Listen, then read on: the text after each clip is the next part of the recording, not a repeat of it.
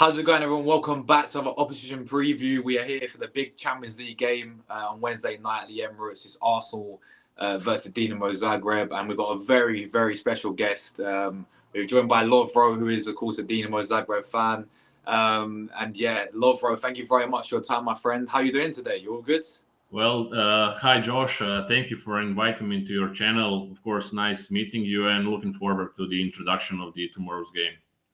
Yes, of course. And before we do start, if you want to just sort of let people know what your channel's about, and also if you could tell us a bit about Dinamo, if and how long you've supported Dinamo, as a fan as well.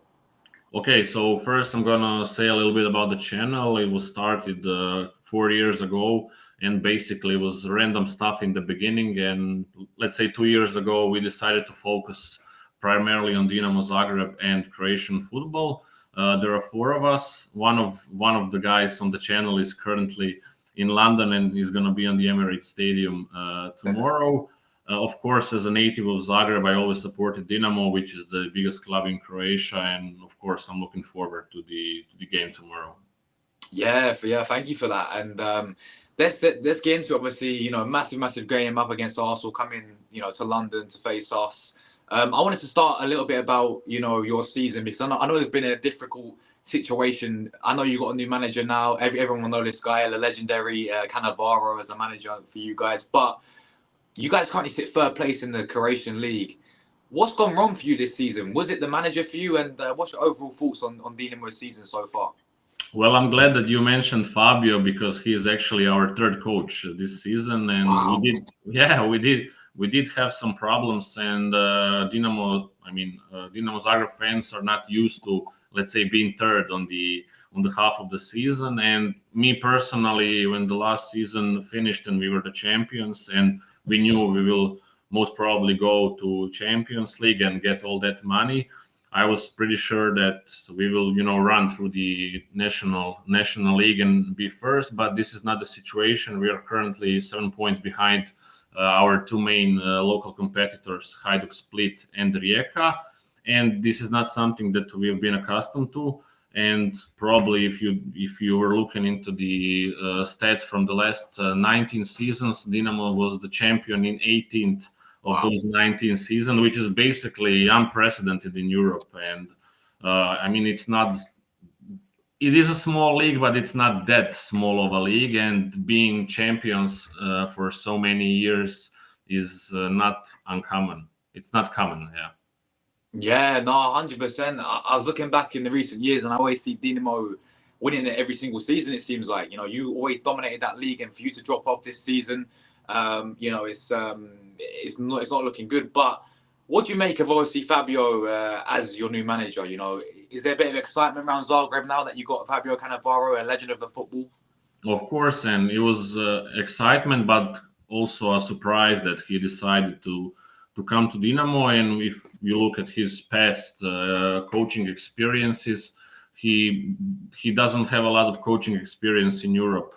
He had a tenure in Italy before, but I'm sure that it is also something very interesting for him, giving him the chance to coach in the Champions League. And at the moment, we are 24th on the league table, but we do have a chance to advance to the knockout stage. And the tomorrow's game against Arsenal is the first step to achieve that. Yeah, and it's obviously that's sort of the big feeling around for you guys is this Champions League, because as you rightly said, you are in the playoffs. You are 24th. I know you had a very difficult start in the Champions League against Bayern Munich. Exactly. Yeah. 9-2 game. I was there actually. Oh, what, were you there as well? Yeah, I was. Brother. It was the first game of the season, I think, and three of us went to Munich. And as you know, we lost 9-2, which is a bit of an embarrassment. But there was a pretty big crowd of Croatian fans, more than 15,000 of us at the Allianz Arena. We did lose, and our then coach got sacked after that game. But we got Fabio now, so. Yeah, you've had some good Champions League results. Was it against Slovan Bratislava? You guys beat them by 4 goals. Yeah, we had two games in a row, two away games in a row that we won against Salzburg, which I didn't expect us to win. And on after that, against Slovan Bratislava, another away victory. And at the moment, we have total at 8 points in the champions. Yes, of course. And, this game coming up, you guys will be fired up for it. You guys want to try and qualify for the playoffs. And I think, is it Milan you play after Arsenal in your last game? So Yeah, you are right. So basically, if we look at our chances, obviously, we see AC Milan as the primary target to win points, also because it's a home game. And of course, I'm an optimist for every Dinamo Zagreb game, but we have to be real. And when you face a club as Arsenal in a away game on Emirates, it's not easy for anybody. And we are underdogs. Let's be honest about it. And I was looking at some Croatian podcasters and their previews of the game, and basically the understanding is that the most important thing is not to lose with a margin. Yeah, for sure. So I wanted to focus a little bit about Dinamo Zagreb squad. Your players you got now. Would you like to give us some information about some players that Arsenal should watch out for? Who's like your key players that Arsenal should be looking out for Wednesday? Okay, so I will give you a brief about the key players, and then I will tell something about new incoming players this winter break. Of course, the best and the most valuable player when you look at the transfer market is Martin Baturina, who is already an international valued at 20 million euros. And we did have some rumors this winter break about him leaving for Borussia Dortmund.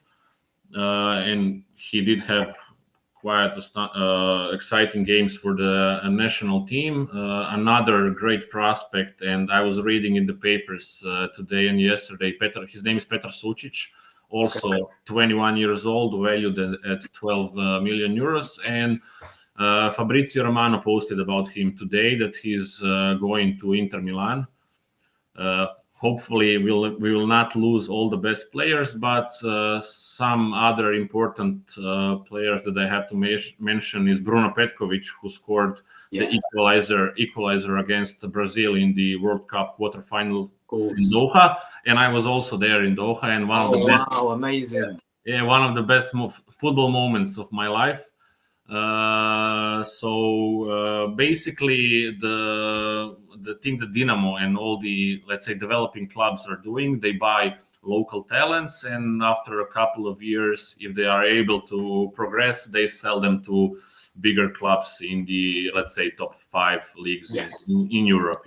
But Bruno Petkovic, our main striker, is not going to play tomorrow due to injury. Oh, he's injured. Okay. Yeah, he's injured, and the starting center back, Frenchman Kevin Théophile-Catherine, is also not playing today. And the newcomers, which I didn't talk about now, but Dinamo, every club that is participating in the Champions League will receive some money from Uefa, and for Arsenal, that's not a big part of the budget, but for Dinamo it is. And because of the 7 points that we are down now, the management decided to put some money into new transfers, but they don't have the right to play tomorrow. So, no. I wanted to ask, do you guys still have?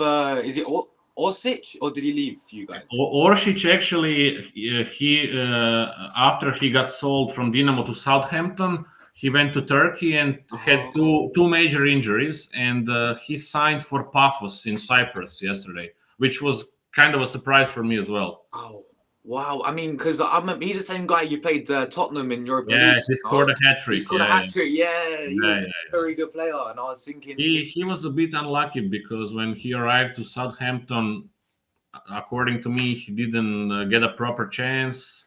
Got sold pretty quickly, and basically Southampton was fighting to stay in the Premiership that season, and coach was relying on older players, and he basically, I think, only played for 7 minutes total in Premiership. Got sold to Turkey, had a major injury, and now he's trying to recover his career. Yeah, there we go. I mean, it's coming to this game. We have played a few times over the recent years. I think you'll remember 2016. You guys beat us 2-1 that game. I think Olivier Giroud, we had, he got sent off and you guys went 2-0 up and then we got a goal right towards the end, but you got a win in Zagreb. And then that same season, I think it was a 3-0 to Arsenal at the Emirates. Alexis Sanchez was on fire that game. And then I think we played you again in 2006 when, again, it was 2-1 at Emirates. 3-0 in Zagreb, yeah. Yeah, 3-0 in Zagreb, exactly. So we have faced over quite a few recent times. But coming into this game, up against Arsenal, what's the whole feeling around Zagreb like coming into this type of game? And how do you think it's going to go on Wednesday? You're asking me about my predictions for the game tomorrow. Yeah, and how confident is Zagreb fans feeling that they can get anything against Arsenal? Well, first of all, I have to say that the winter break in Croatian football is much longer than in England, and you play for the Boxing Day and after New Year's. And Dinamo didn't play since December. We did have a winter break. They went to Turkey for the trials for a week, played three games there, and basically the common understanding before this game is I will be an optimist and say that of course I will be happy with a draw, but let's face it, anything which wouldn't be a tough defeat for Dinamo would be a success. Yeah, for sure. I mean, for Arsenal coming to this game, we're already in the top 8. So we have to win this game to qualify in the top 8. If you guys come here and get a result against Arsenal, if you guys even get a draw against us, then we could drop out of that, and we could play in the playoff sort of way. But yeah, I have a question for you. Yeah, of course. Do you think Arteta will start the best 11 that he has on this position, or he will mix the starting 11? Because of the opponent as well. So we are struggling with really bad injuries. Obviously, you say for your example of your striker, right? Petkovic out. That's a big miss but for us, you know about Bukayo Saka. He's obviously out injured. We have William Saliba, very one of the top centre backs in the world. He's out injured as well. So we've got quite a few injuries. So he'll go with Raya in goal. He'll go with a back forward Timber. Calaflori may come in as a centre back and he may play Gabriel, and then it will be probably Lewis Skelly. He's a more younger player. I think he's 18 years of age, playing for Arsenal at left back. Then it'll probably be a midfield of Declan Rice, Partey and Odegaard, of course. And then the front three will be Kai Havertz down the middle, most likely Gabriel Martinelli, and then Leandro Trossard. So when you look into Arsenal's team, is there a player that really you sort of fear as Zagreb, or is it a mixture of quite a few for Arsenal?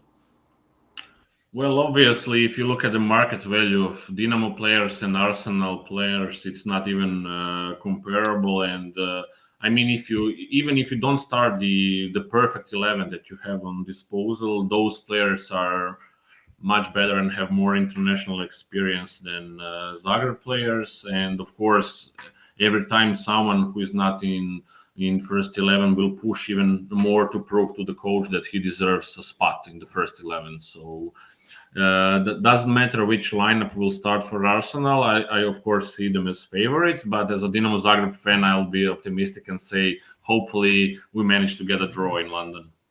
And if you want to give just quickly your lineup as well, what kind of VAR is going to go with against Arsenal?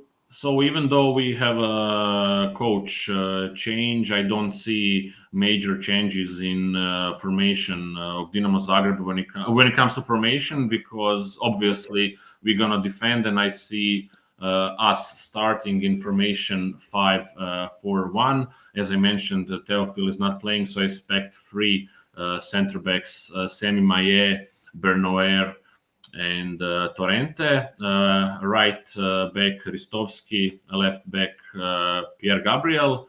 In the midfielders, I expect Ademi, Stojkovic, Baturina and Piazza, and Kulenovic as a striker. There we go. That is a Dinamo Zagreb team there, guys. And just finally, Lovren, my brother, if we can get a score prediction from you, how you feeling? Optimistic, I know you said, but what would be your score prediction for this game Wednesday, bro? 1-1, I would say. Okay, 1-1. Yeah. And that would be a good result for Zagreb fans. I'm of sure course, obviously. Yeah, there we go. So, Lovro, listen, may the best team win for us the Wednesday, my brother. I want to thank you so much for coming on the channel. Yeah, thank you. Thank you for having me. Of course, and good luck to Zagreb for the rest of the season. I hope you guys win the league. You turn it around against, because I know you got your biggest rivals. Is it Hajduk Split? I think they're like above you at the moment. Hajduk Split, yeah. So if you could beat them again, as always, that'd be great to see. And I really hope you guys beat Milan so you guys can qualify for the playoffs, you know, and in the Champions League, maybe go all the way to the knockout stages. That'd be amazing for Zagreb. But yeah, Lovro, thank you so much. As we said at the start, guys, you can find, you know, all the links. I'm going to put some in the description as well, and also the title where you can find Lovro. So, guys, we're getting out of here. Looking forward to the game, of course, tomorrow. And thanks to everyone who watched. And yeah, thank you guys. We're out of here. Yeah. Bye bye. Thank you, Josh. Big up, Lovro, and thank you guys. Bye bye.